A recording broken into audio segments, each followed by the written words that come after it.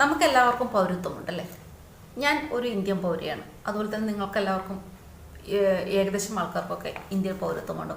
ഇനി അതിൽ നമ്മൾ ഈ നാട് വിട്ടിട്ട് മറ്റൊരു വിദേശത്ത് പോയി കഴിഞ്ഞാൽ, ഇപ്പോൾ അമേരിക്കയിലൊക്കെ പോകുന്നവർ കൂടുതലായിട്ടും അമേരിക്കൻ പൗരത്വം എടുക്കുകയും അവിടെ തന്നെ സ്ഥിരതാമസമാക്കുകയും ചെയ്യാറ്. അതുപോലെ തന്നെ UK, കാനഡ പോലുള്ള രാജ്യങ്ങളിൽ പോയി പൗരത്വം എടുക്കുന്നവരുണ്ട്. പക്ഷേ ഇരട്ട പൗരത്വം കൊണ്ടു നടക്കുക എന്നുള്ളത് ശിക്ഷാർഹമാണ്. നമ്മുടെ ഇന്ത്യയുടെ പ്രതിപക്ഷ നേതാവ് രാഹുൽ ഗാന്ധിക്ക് ഇരട്ട പൗരത്വം ഉണ്ട് എന്നാണ് സുബ്രഹ്മണ്യ സ്വാമി പറയുന്നത്. അദ്ദേഹത്തിന് ബ്രിട്ടീഷ് പൗരത്വം ഉണ്ട് എന്നും അതുകൊണ്ട് ഇന്ത്യൻ പൗരത്വം റദ്ദാക്കണമെന്നുമാണ് സുബ്രഹ്മണ്യ സ്വാമി ഹൈക്കോടതിയെ സമീപിച്ച് പറഞ്ഞിട്ടുള്ളത്.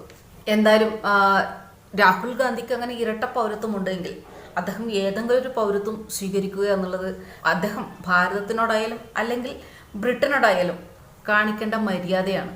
അത് അദ്ദേഹം സ്വമേധയാ ചെയ്യുമെന്ന് വിശ്വസിക്കുന്നു.